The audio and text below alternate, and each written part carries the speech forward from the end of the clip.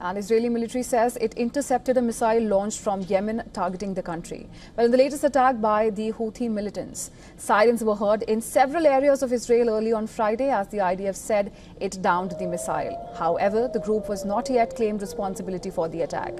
Undeterred by Israeli strikes on Yemen, the Houthis have continued to fire missiles at Israel in what they describe as an act of solidarity with Palestinians in Gaza, although they have agreed to halt attacks on US ships.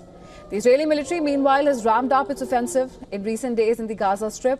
Gaza Civil Defense Agency has said that Israeli strikes killed 16 people on Friday across the territory. The officials said there were also dozens of people wounded in the strikes, which mainly hit the center and south of the territory. The Israeli military says it struck over 75 targets in the Gaza Strip over the past day. The targets, it said, included terror operatives, rocket launchers, buildings used by terror groups, weapon depots, and other infrastructure. Israel resumed major operations in Gaza on March 18th, ended a 2-month ceasefire. Now, since then, Gaza's health ministry has said that at least 3,613 people have been killed in the territory, taking the war's overall toll to 53,762, and mostly civilians. The military, in an Arabic language statement, said it was acting with intense force in 14 areas of the northern Gaza Strip, including parts of Gaza City and the Jabalia refugee camp, urging civilians to move south.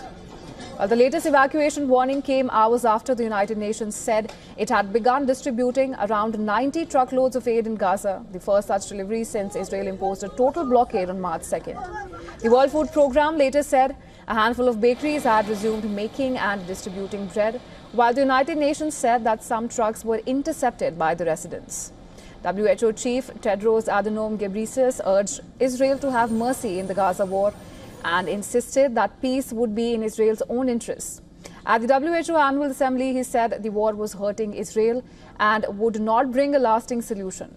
Furthermore, the Wall Street Journal reports that the Hamas leader, Mohammed Sinwar, was killed in an airstrike by IDF on May 13th, targeting a meeting of Hamas's highest-ranking operatives.